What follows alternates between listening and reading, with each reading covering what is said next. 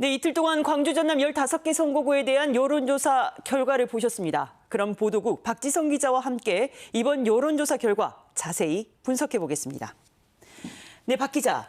우선 오늘 발표된 결과 가운데 광주부터 살펴볼까요? 어제와 오늘 을 지역과 좀 양상이 다른 모습입니다. 네, 어제 결과가 현역 강세로 요약됐다면 오늘은 혼전, 이 두 글자로 정리할 수 있을 것 같습니다. 동남곽과 서구을 이 두 곳은 현역이 뒤지고 있고요. 북을은 현역이 앞서고 있지만 도전자들의 추격이 거셉니다.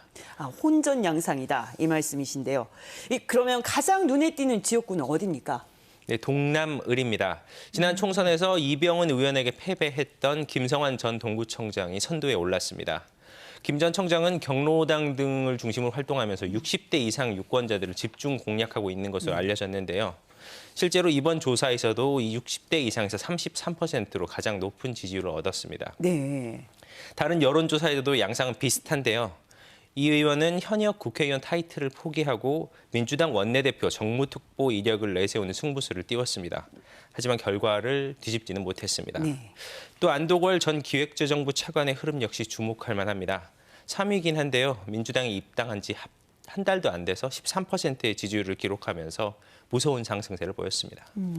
많은 이들의 관심사입니다. 이 광주 서을 지역구 역시 현역이 신인한테 밀리는 분위기네요. 네, 이 지역구는 현역이 3명이나 있지만 양부남 후보에게 밀리는 분위기입니다. 그 사이 천정배 전 장관이 불출마를 선언하면서 변수도 있었는데요. 흐름은 크게 달리지 않았습니다. 2위인 강은미 정의당 의원은 정의당이 지지율이 저희 여론조사에서 한 4에서 5% 정도 나왔었거든요. 네. 근데 배 이상 웃도는 지지율을 얻었습니다. 바닥 민심에서 경쟁력을 보였다, 이런 평가를 할 수 있을 것 같습니다. 네. 반면 일찌감치 지역구를 누벼온 김경만 의원이나 탈당 후 신당을 창당한 지역구 현역인 양양자 의원 같은 경우는 결과가 좀 아쉬웠습니다. 물론 서구을은 이번 조사에서는 제외됐지만 김광진 전 광주시 부시장도 도전장을 냈고요. 네. 또 조국 전 장관의 출마설까지 있는 만큼 상황은 또 달라질 수 있을 것 같습니다. 이 언론사 가운데 처음으로 지금 여론조사가 이루어진 지역, 그 광산을 지역구 맞지요? 네. 네. 친명으로 꼽히는 민영배 의원이 42%로 독주하는 분위기입니다. 네. 이번 여론조사를 전반적으로 살펴보면요. 친명이란 타이틀을 가진 후보가 있는 데는 그쪽으로 좀 쏠리는 경향이 있고요. 동남을처럼 명확한 친명 후보가 없는 것은 혼전 경향을 보이고 있습니다. 네, 이제 전남으로 가보겠습니다. 전남 4개 지역구는 다 현역이 강세네요. 네, 농어촌이 포함된 소도시나 여러 지역이 합쳐진 선거구는 대체로 현역이 강세를 보이는 경우가 많습니다. 범위가 워낙 넓다 보니까 현역의 조직력을 신인들이 좀 이겨내지 못하는 경향이 있고요. 네. 고령층이 많아 변화보다는 안정을 선택하는 경향도 있습니다. 이 현역이 강세라고는 하지만 이 순천광양 곡성구의 갑 지역구 같은 경우에는 여당인 국민의힘이 지금 공을 들이고 있는 지역구도 하지요. 예. 이정현 전 의원 같은 경우 여론조사 직전에 이 지역구, 자신의 고향이죠. 여기 나서겠다고 공식적으로 발표를 했는데요. 14%의 지지율로 2위에 오르는 저력을 보였습니다. 이 전 의원은 새누리당 당시 순천 곡성 선거구에서 19대 보궐선거를 통해 당선됐고요. 다음 20대 순천 선거구 당선까지 3선 경력을 쌓았습니다. 재선을 노리는 서동영 의원에게 만만치 않은 상대가 될 것으로 보입니다. 그러면 이제 순천 광양 곡성 구례갑 선거구를 다시 한번 살펴볼 텐데요.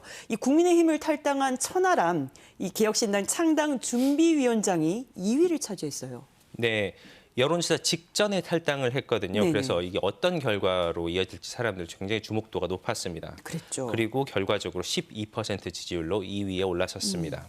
천 위원장의 변수는 앞으로 개혁신당의 방향이 될 텐데요.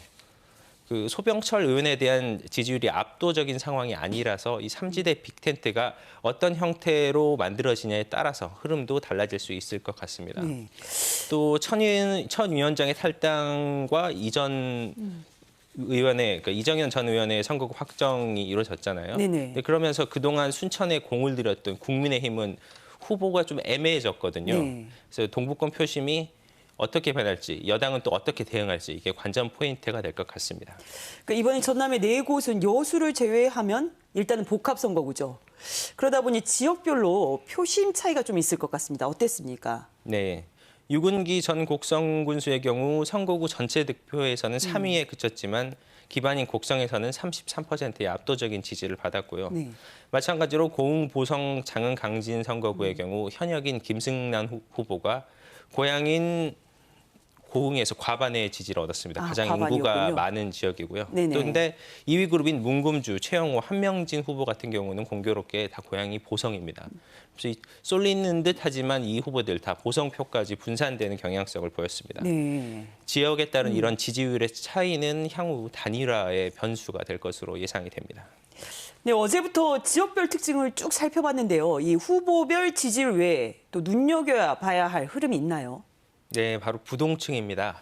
오늘만 봐도 광주 북구의 부동층이 35%로 선두인 이형석 의원의 지지율보다 높습니다. 네. 이번 조사에서 부동층은 제일 적은 선거구가 20%에 달할 정도로 적지 않았는데요. 정책이나 신당, 새 후보의 출연에 따라 흐름이 달라질 수 있는 판은 마련돼 있다. 이렇게 봐야 될 것 같습니다. 일단은 부동층의 표심이 굉장히 좌우를 할 것이다라고 예측을 하셨습니다. 알겠습니다. 수고하셨습니다. 박 기자, 잘 들었습니다.